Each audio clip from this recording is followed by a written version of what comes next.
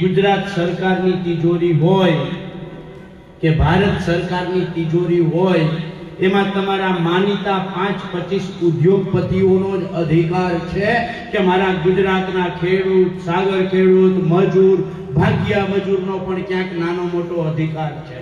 દેવાદાર તમારી નીતિઓના કારણે થયા છીએ.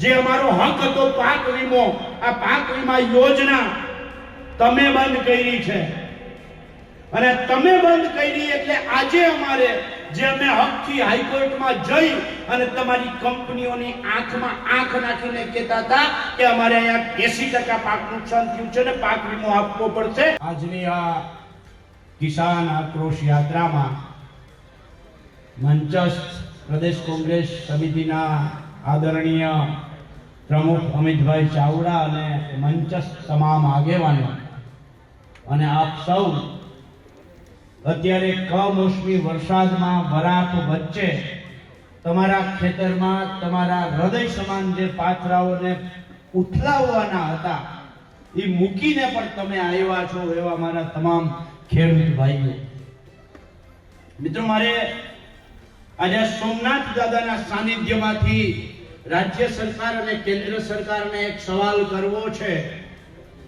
કે ગુજરાત સરકારની તિજોરી હોય કે ભારત સરકારની તિજોરી હોય, એમાં તમારા માનીતા 5-25 ઉદ્યોગપતિઓનો જ અધિકાર છે કે મારા ગુજરાતના ખેડૂત, સાગર ખેડૂત, મજૂર, ભાગ્યા મજૂરનો પણ ક્યાંક નાનો મોટો અધિકાર છે.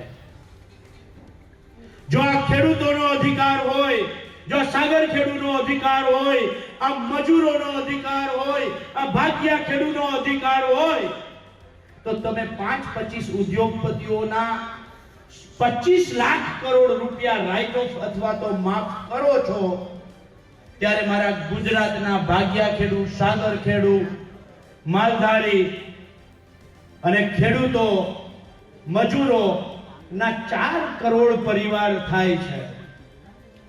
આ 4 કરોડ પરિવારનું દેવું 1.5 થી 2 લાખ કરોડ થી વધારે નથી, અને એમાંય ગુજરાતના 56 લાખ ખેડૂત પરિવારોનું દેવું માત્ર 96,000 કરોડ રૂપિયાનું દેવું છે. આજે ગુજરાતનો ખેડૂત માંગે છે શું? 7 સીઝનથી કમોસમી વરસાદ, અતિવૃષ્ટિ, વાવાઝોડાનો માર સહન કર્યો છે, ખેડૂતોની કમર તૂટી ગઈ છે, ત્યારે ખેડૂત કહે છે કે જેમ તમે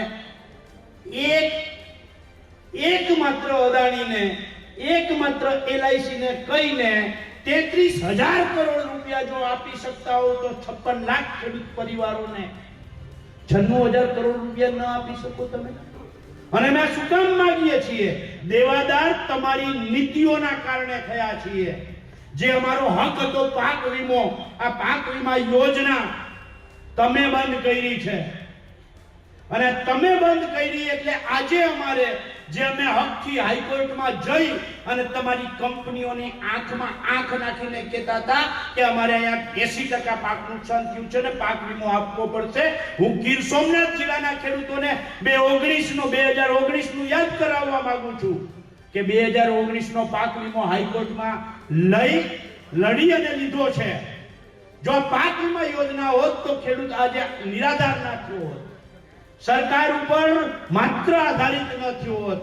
પાક વીમા યોજના તમે બંધ કરી છે એટલે ખેડૂતોની હાલત થઈ છે. જેમ લલિત કાકાએ હમણાં કહ્યું, હીરાભાઈએ કહ્યું કે ખેડૂતોની માટેની જે નીતિઓ છે તમે એવી કરી છે કે ખેડૂતોની ખેત પેદાશ 2013-14 માં જે હતી એનાથી સતત ઉતરતી આવી, નીચે આવી. મગફળી દાખલા તરીકે 1200-1300 રૂપિયા હતી, એ ઘટી અને આજે 700 થી 1000 રૂપિયા થઈ. કપાસની આ જ હાલત છે. એની સામે ખેડૂતોનું દવા, ખાતર, બિયારણ, મજૂરી, ડીઝલ અને ખેત ઓજાર બધું જ મોંઘું થયું. એટલે ખેડૂત વિરોધી નીતિઓના કારણે ખેડૂત દેવાદાર થયો છે. ત્યારે અમે સરકારને કહેવા માંગીએ છીએ, કોંગ્રેસ પક્ષની આ માંગ નથી, ગુજરાતના એક ખેડૂતની માંગ છે કે ખેડૂતોનું પાક ધિરાણ, ખેડૂતોનું દેવું સંપૂર્ણપણે માફ કરવામાં આવે અને પાક વીમા યોજના ચાલુ કરવામાં આવે. એવી જ રીતે સાગર ખેડૂત હોય, માલધારી હોય, મજૂર હોય, ખેત મજૂર હોય, કે ખેતી સાથે જોડાયેલા ભાગિયાઓ હોય, આ તમામનું જે દેવું છે એ 2 લાખ કરોડથી વધારે નથી થતું, ત્યારે આ તમામના દેવાઓ માફ કરો, તમે 25 લાખ કરોડ રૂપિયા ઉદ્યોગપતિઓને આપી શકતા હોવ તો ગુજરાતની 4 કરોડ ખેડૂત પરિવારોની જે માંગ છે આ માંગ સંપૂર્ણપણે સંતોષવામાં આવે. અને એ વાત સાથે આજે ભગવાન સોમનાથના આશીર્વાદ લઈ અને દ્વારકા જવાના છીએ ત્યારે આપ સૌ આજે ઉપસ્થિત રહ્યા, આપ સૌનો આભાર.